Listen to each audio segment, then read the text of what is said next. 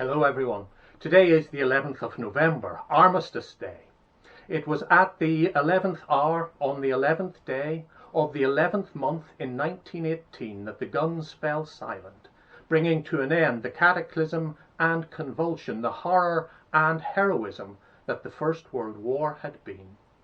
As much as anyone, the poet Wilfred Owen powerfully pictured the reality of war beyond the rhetoric and slogans. Tragically, he was killed on the 4th of November 1918, just a week, almost to the hour, before hostilities ceased. On this Armistice Day, let me read you one of his poems. It is entitled Dulce et Decorum Est. See what thoughts and emotions, insights and questions the poem stirs up for you. Dulce et decorum est. Bent double, like old beggars on their sacks, knock-kneed, coughing like hags, we cursed through sludge, till on the haunting flares we turned our backs, and towards our distant rest began to trudge. Men marched asleep. Many had lost their boots, but limped on, bloodshod.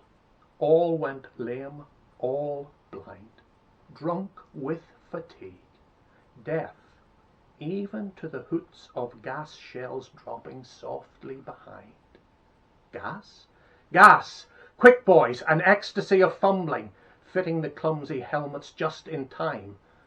But someone still was yelling out and stumbling and floundering like a man in fire or lime. Dim through the misty panes and thick green light, as under a green sea, I saw him drowning. In all my dreams, before my helpless sight, he plunges at me, guttering, choking, drowning. If in some smothering dreams you too could pace behind the wagon that we flung him in, and watch the white eyes writhing in his face, his hanging face, like a devil's sick of sin, if you could hear at every jolt the blood come gargling from the froth-corrupted lungs, bitter as the cud of vile, incurable sores on innocent tongues, my friend, you would not tell with such high zest to children ardent for some desperate glory the old lie, dulce et decorum est, pro patria mori. That Latin sentence, what Owen calls the old lie, goes all the way back to the Roman poet Horace. Translated, it says, "Sweet and properly honourable it is to die for your country." What Owen does in all the sea of suffering is poignantly focus on the death of a single soldier, to typify and humanize the otherwise incomprehensible and overwhelming scale of tragedy and waste of human life. So, when gas shells land, one of a group of exhausted troops is unable to get his gas mask on in time. Owens then graphically depicts the gruesome effects of the gas. He asserts that if people could only see firsthand the horror of war, they would stop repeating glib platitudes like, "It is sweet to die for one's country." In general, Owens was addressing those who were gung-ho for war without ever having experienced it. Specifically, he was responding to a propaganda poet called Jessie Pope. In one of her rhymes, she made light of what war entailed.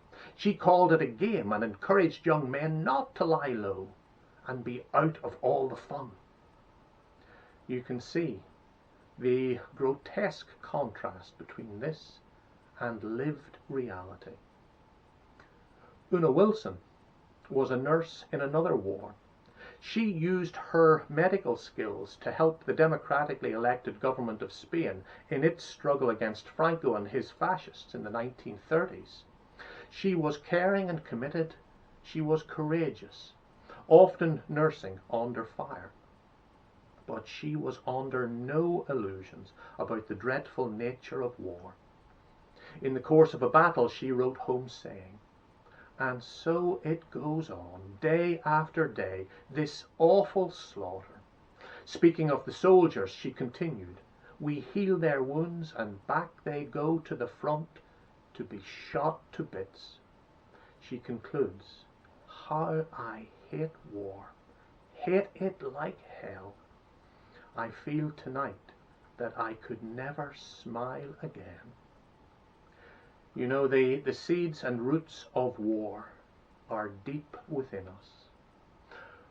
When God resolves to undo creation through the flood and start again with Noah, it is because God is sick at heart with the violence spreading over the face of the earth. And the awful truth is that systematically organized violence becomes war. And war is always brutal, even if the cause is just or justifiable. Yet, after the flood, when sin and brokenness, including a propensity to violence, continue, God does not give up on us as a human family. Instead, God offers us ways of relating based on support and caring, rather than suspicion and conflict that can so often lead to war.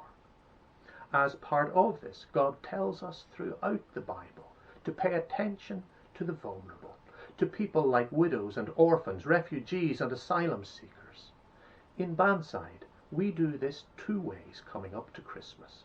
Firstly, on Gift Sunday, children and families in our congregation support children and families in the wider community who are in need. This is us, focused on the equivalent of orphans and widows.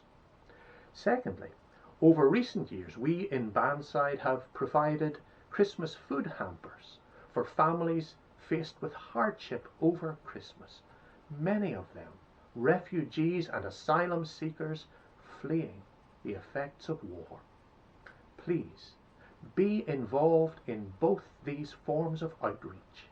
Let's keep them going this year, even in the midst of coronavirus. Information on how has been sent out on our Bandside Buzz email and is also on Facebook. On Armistice Day this year, let's pledge to make a positive difference in the world, especially when Christmas draws near and we welcome Jesus, the Prince of Peace. God bless. Bye for now.